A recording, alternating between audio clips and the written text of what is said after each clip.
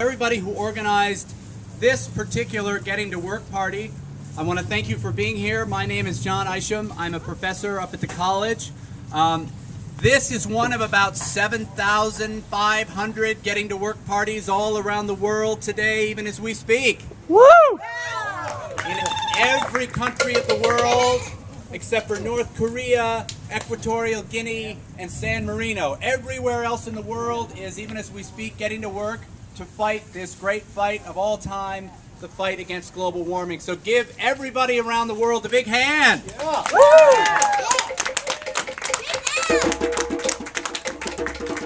In some ways, this is a very typical work party because in a few minutes we're going to go out and do work. I think folks will be planting trees at the school in Cornwall where my girls are. Folks will be hiking through town and doing all sorts of crazy stuff you're about to hear about from the great organizer of Middlebury, Laura Sermily, who deserves a huge hand right now. Woo! So in some ways, this is a very typical event. But in one or two important ways, this is not typical at all, because when this video, with a little help, arrives in Washington, D.C., or is seen in Washington, D.C., by the organizers of 350.org, by the organizers of 350.org who are also in San Francisco right now and in Mexico City. Of course, I'm referring to Jamie Henn and Jeremy Osborne, John Warno, Kelly Blinn, May Bovey, Phil Arignano, Will Bates, and Ripton's own Bill McKibben. When they see this video, they're going to have very warm hearts because what they're doing in a large way got started here on this campus, in this town, in this amazing state, in this amazing part of the world. Several years ago, a bunch of students who now comprise the Sunday night group began to ask the question, how can we fight global warming but on a huge scale? They had already taken on challenges on this campus. They had already laid the groundwork for biomass on this campus to reduce our carbon footprint. They had already led something called the Road to Detroit, where they got conversations going with auto workers and auto executives about transforming our auto industry. They had already put pressure on elected officials in Montpelier through bike rides and fun celebrations to transform Vermont into a clean energy economy. But for these young Middlebury students, this wasn't enough. And through their classroom work, through theses they wrote, through projects they led, they realized there was something else to do. And one evening in September of 2006, after a 5-day walk that Bill McKibben had led through the state that many of you here were part of, they decided to raise the ante.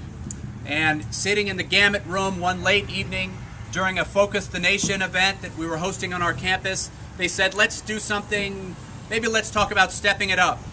And sure enough, that evening history was born because they led 2 rounds of events called Step It Up, which brought tens of thousands, hundreds of thousands of Americans to rally for 80% reductions of greenhouse gases by 2050. They succeeded.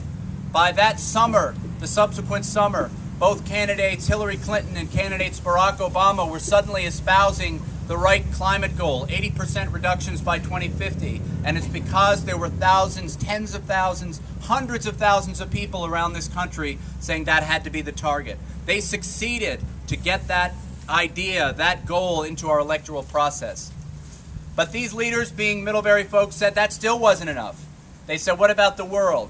And through Bill's work and his collaboration with Jim Hansen, they realized there was one number, 350, which could capture a goal not just for this country, but for the entire world.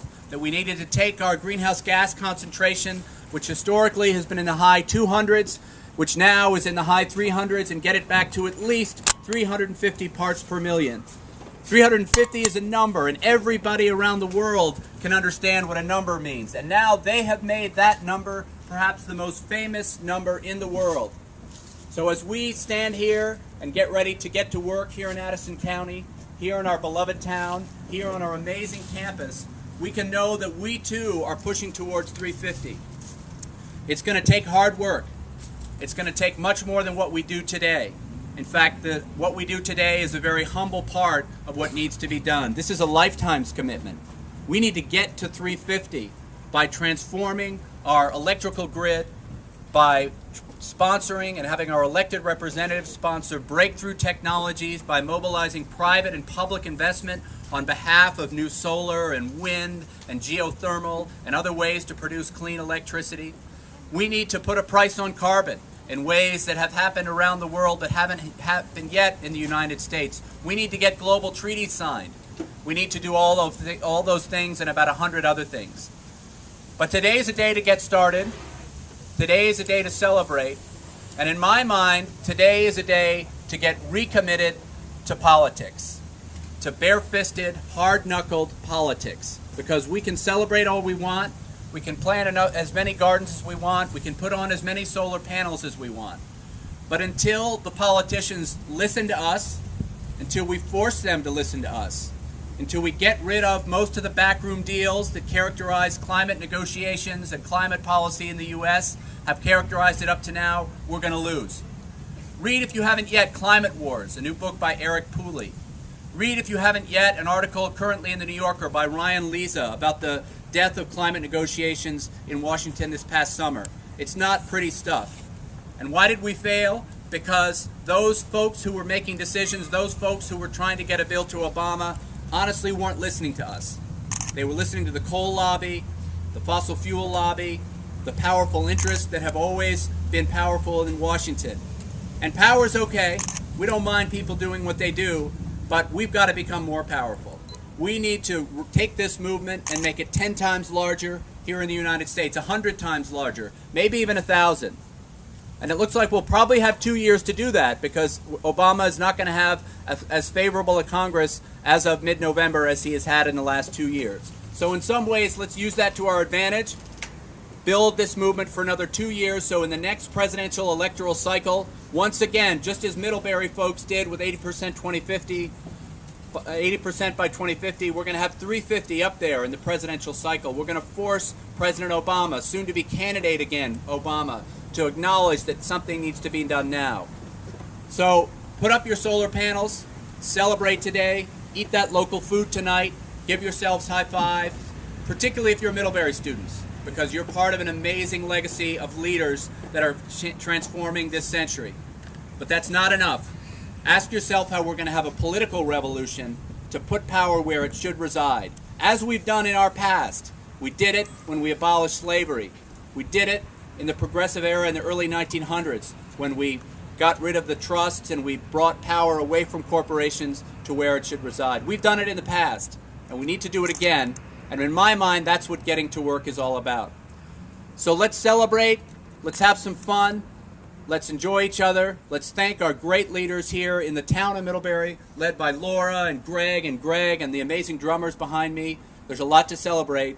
And then truly, as we're being asked by 350.org, let's get to work. Thank you very much.